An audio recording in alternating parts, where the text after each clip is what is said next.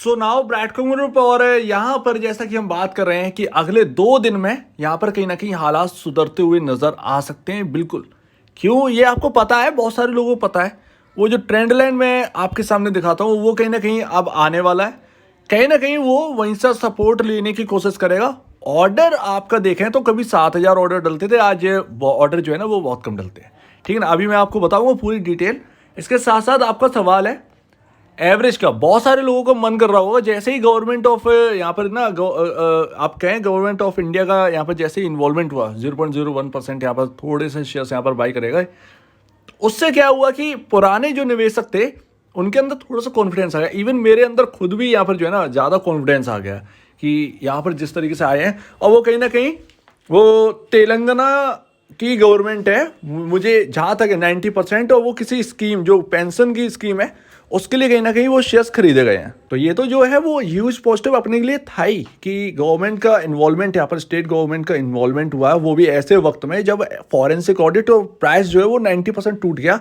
Otherwise उनको क्या ऐसा मन आ गया कि मैं फेंक कर पैसा बर्बाद कर देता हूँ, ऐसा कुछ उनका है नहीं। ना कि यहाँ पर म्यूचुअल फंड की बात करें, उनका भी कोई पैसा फालतू है नहीं। 68 लाख हो या चाहे 6 लाख रुपए हो, फालतू कुछ नहीं होता। 6 लाख रुपए भी बहुत होते हैं। किसी से अगर मांगने जाओ तो वो देने से इनकार कर देगा। तो इन्वेस्ट फालतू में करने की तो बहुत दूर की बात है। तो और तुक्का कोई नहीं मारता, ठीक है ना। और ये सब निवेशकों का पैसा है, तो पैसा कुछ भी फालतू नहीं होता भाई। जो इन्वेस्ट हो रहा है तो उसको रिस्पेक्ट दीजिए, भले कम हो या ज़्यादा हो, रिस्पेक्ट दीजिए। अब यहाँ पर देखिए 11 रुपये 45 पैसे पर ये 55 लाख शेयर्स अभी भी लगे हुए हैं। ऑलमोस्ट कल सुबह ये बता रहे हैं कि 55 लाख शेयर्स बिकने के लिए आएंगे। लेकिन अपना जो डेटा है वो ये कह रहा है कि 2 दिन के अंदर अंदर कहीं ना कहीं हालत सही हो सकती है। दूसरे दिन अगर उस इंपॉर्टेंट लेवल के पास आ गया तो नेक्स्ट डे वो लेवल ब्रीच नहीं होगा, यानी कि प्रीवियस डे का क्लोजिंग वो ब्रीच नहीं होगा, वो खुलेगा ऊपरी स्टॉक। ठीक है ना। तो अभी उसके ऊपर पूरी डिटेल में हम लोग यहाँ पर जो है ना समझेंगे, लेकिन ऑर्डर्स आपके सामने ये है। तो आज का देखें तो भैया देखिए आपका 12 रुपए का जो 52 वीक लो था वो तो यहाँ पर बचा नहीं, कोई रिस्पेक्ट नहीं दी आज। इस लेवल को कोई रिस्पेक्ट नहीं मिली मार्केट की तरफ से, बीसीजी की तरफ से। वो लेवल टूट गया, 11.45 आ गया। लेकिन अभी भी जो हम लोग बात करते थे कि 27 अप्रैल के आसपास कहीं ना कहीं ये स्टॉक रिवर्स होगा, 27 अप्रैल से पहले रिवर्स नहीं होने वाला है। तो वो कहीं ना कहीं अपने को होते हुए देखने को मिल सकता है। एवरेज पुराने लोगों का भाई क्लियर है, 30 रुपए तक का अगर आपका एवरेज है, थोड़े से शेयर अगर आप एवरेज करना चाहते हो चलेगा, बहुत ज़्यादा करना चाहते हो नहीं चलेगा। क्यों थोड़े से कह रहा हूँ, क्योंकि आपका प्राइस जो है ना वो बहुत दूर का नहीं है। अगर आप अभी से कैलकुलेट कर लेंगे तो ऑलमोस्ट आपका 19 रुपये गया है, बहुत ज़्यादा नहीं गया है। तो अगर आप थोड़ा सा एवरेज करना चाहते हैं, बहुत मिनिमम एवरेज करिए। ठीक है, आपका एवरेज 30 रुपये है, आपका वो नीचे आकर वो लमसम 26 या 25 तक अगर आप लेकर आ जाते हो ओके है, बहुत बढ़िया है। तो बहुत ज़्यादा यहाँ पर जो है ना नीचे लाने के लिए बहुत ज़्यादा खरीदारी मत करो, क्योंकि अभी बॉटम बनेगा एफए के रिजल्ट पर। ठीक है ना, वो तभी बन सकता है क्योंकि बहुत बड़ी रिपोर्ट है और एक स्टॉक उसके चक्कर में गिर रहा है, तो बॉटम भी वही बनाएगा। अगर आपका 30 रुपये से ऊपर का एवरेज है, 40 रुपये का एवरेज है, 100 रुपये तक का एवरेज, अगर 100 रुपये की बाइंग है, 100 रुपये वालों का एवरेज नहीं होगा उधर। अगर आपका बहुत ऊपर का है और आप एवरेज करने की सोच रहे हैं और 30 रुपये से ऊपर के आपके बाइंग है या एवरेज प्राइस है, तो फिर कोई प्रॉब्लम नहीं है। देखिए ऑब्वियस सी बात है, सबको पता है दिक्कत है, और जो एवरेज करना चाहे वो पुराने इन्वेस्टर उसको सबको पता है। और फिर भी अगर आप एवरेज करना चाहते हैं सारी दिक्कतों के बावजूद, तो आप एवरेज कर सकते हैं, क्योंकि निचले लेवल पर कोई नहीं पकड़ पाया मार्केट के अंदर किसी स्टॉक को, ध्यान रखिएगा। और ऊपरी लेवल पर कोई नहीं बेच पाया, सबसे हाईएस्ट जो पीक होता है ना उधर कोई नहीं बेच पाया। बहुत कम लोग होते हैं जो ऐसा कर पाते, वो भी तुक्के में हो जाता है, जानबूझकर हो जाता है। मतलब एक ना आपको टेक्निकल से मैंने बेच लिया, ऐसा बहुत मुश्किल होता है, बहुत मुश्किल होता है। ध्यान रखिएगा इस चीज़ को। या तो फिर वो एक ऑपरेटर हो जो बॉटम बनवा रहा है या हाई बनवा रहा है उसके अंदर, ठीक है। तो ये टेक्निकल से आप पुराना डेटा जाकर पता कर सकते हैं, लेकिन इतना ज़्यादा गिर गया और उसके अंदर 5% का अपर सर्किट और लोअर सर्किट लग रहा है, उसमें आप बॉटम और हाई नहीं पकड़ सकते। तो अगर किसी को एवरेज करना है, थोड़ा थोड़ा एवरेज करते चलिए और आपका थोड़ा थोड़ा प्राइस नीचे आ जाएगा, इससे बढ़िया और क्या होगा। ठीक है, तो ये ऐसी कुछ स्ट्रेटजी रखिए, ज़्यादा बेहतर है। दूसरी बात देखिए, एक आपका शेयर होल्डिंग पैटर्न तो आ गया, शेयर होल्डिंग पैटर्न आ गया, ठीक है। अभी दूसरा क्या है, सबसे इंपॉर्टेंट डेटा जो कि मैंने आपसे कहा था म्यूचुअल फंड वाले क्या कर रहे हैं, कुछ दिन पहले मैंने आपसे कहा था जो 10 मई तक आपका डेटा क्लियर आ जाएगा। ऐसे वक्त में जब जो आपका फॉरेंसिक ऑडिट के जो शो कॉज नोटिस आ गया सेबी का, ठीक है ना, उसके बाद म्यूचुअल फंड का क्या रवैया है ये अपने को पता होना चाहिए।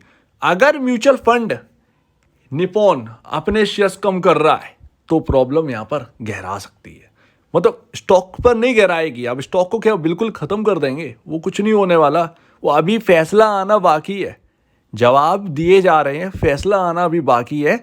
और बहुत ज़्यादा बिगड़ा भी नहीं है, ऐसा नहीं है। अगर वो अर्निंग हमारी ठीक है तो उसको हिलाने वाला कोई नहीं है, ठीक है ना। अगर इस कंपनी की अर्निंग ठीक है, बिल्कुल ठीक है, परफेक्ट है, फिर कुछ नहीं, वो पेनल्टी लेगी, वो सब कुछ ठीक हो जाएगा, ठीक है ना। यहाँ पर अपने को शेयर होल्डिंग पैटर्न तो हमने देख लिया। म्यूचुअल फंड यहाँ पर 10 मई तक यहाँ पर पता चल जाएगा।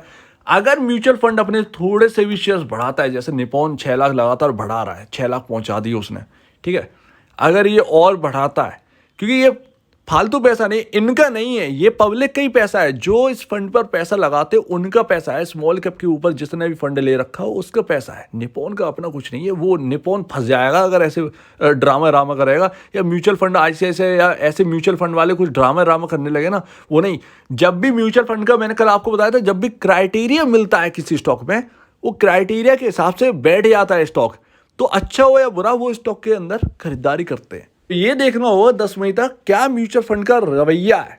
अगर वो शेयर बेच रहे हैं तो फिर अपने लिए थोड़ा सा नेगेटिव है, अगर पूरे उठकर बेच दिए तो हमारे लिए ह्यूज नेगेटिव है। और अगर यहाँ पर जो है म्यूचुअल फंड वाले बिल्कुल यहाँ पर एकदम उतने शेयर्स बनाए रखे और उन्होंने शेयर्स में कुछ छेड़छाड़ नहीं किया, न्यूट्रल रखे हैं, तो कोई प्रॉब्लम नहीं है, न्यूट्रल है हमारे लिए। लेकिन अगर हमारे लिए शेयर्स, तब अगर इन लोगों ने शेयर्स बढ़ा दिए तो हमारे लिए पॉजिटिव होगा, क्योंकि ऐसे टाइम में जब सो कॉज नोटिस है तो म्यूचुअल फंड वाले क्यों इंटरेस्ट दिखाने लगे, तो ये बात आ जाती है। तो प्रॉपर अभी बहुत सारी चीज़ें हैं, बात रह कर आती है, बात रह कर आती है। तो फिर ना बहुत सारी चीज़, अभी आपका 27 अप्रैल के लिए तैयार हो जाइए, आपका ऑडिट रिजल्ट्स आने वाले हैं। ड्रीम एड जो सब्सिडरी है उसके, तो तैयार रहिए, 26 से 27 तारीख को आ जाएंगे आपके सामने। अब भैया देखिए, जो मैंने पहले कहा था 27 अप्रैल तक कहीं ना कहीं हाल सुधर सकते हैं, वो ट्रेंड लाइन जो है ना वो 27 अप्रैल तक आपकी टच कर जाएगी। यानी अगर 26 तारीख, आज 24 है, 25 को हालत सही नहीं हुई, कल के दिन अगर हालत सही नहीं हुई स्टॉक की, कोई बात नहीं है, कोई दिक्कत नहीं है। 26 तक यहाँ पर जो है ये प्राइस ऑलमोस्ट 10 रुपये 40 पैसे के पास आ जाने चाहिए, ऑलमोस्ट ट्रेंड लाइन के पास आ जाने चाहिए। अगर 26 तारीख को ये नहीं मुड़ता है स्टॉक और क्लोजिंग इसकी नीचे ही हो जाती है 10 रुपये 40 पैसे, 10 रुपये 30 पैसे के आसपास, वो ट्रेंड लाइन का लेवल है। 27 तारीख को कहीं ना कहीं पॉसिबिलिटी 98% पॉसिबिलिटी है कि वो 10 रुपए का लेवल नहीं टूटेगा, वो वहां से स्टॉक घूम जाएगा। 27 अप्रैल के दिन वो कहीं ना कहीं घूमते हुए नजर आएगा।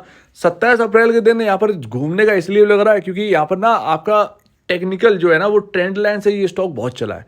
तो अगर ट्रेंड लाइन ये कह रही है तो ट्रेंड लाइन पर ही सपोर्ट होना चाहिए, और ट्रेंड लाइन यहाँ पर टकरा जाएगा वो स्टॉक का लेवल, और वहां से कहीं ना कहीं यहाँ पर डिमांड आती हुई देखने को मिल सकती है। तो पॉसिबल है, 98% पॉसिबल है कि आपका 27 अप्रैल की सुबह, अगर 26 अप्रैल को कुछ नहीं बदला, 25 को तो नहीं दिख रहा, कल के दिन तो नहीं दिख रहा कुछ भी बदलते हुए ज़्यादा, 26 को पॉसिबल है, 27 को 98% पॉसिबल है। लेकिन अगर ये ट्रेंड लाइन ब्रीच होती है तो निचले लेवल के लिए और तैयार हो जाइए, क्योंकि निचले लेवल फिर और आएंगे और बहुत बड़ी जो है ना वो ट्रेंड लाइन जो है ब्रीच होगी। लेकिन लगता नहीं कि वो ट्रेंड लाइन जो है ना वो ब्रीच होते हुए आपको दिखेगी।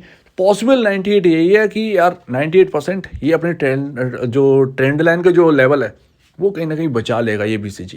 तो 10 रुपये बहुत मुश्किल है, वो उसके ऊपर ही घूम जाएगा।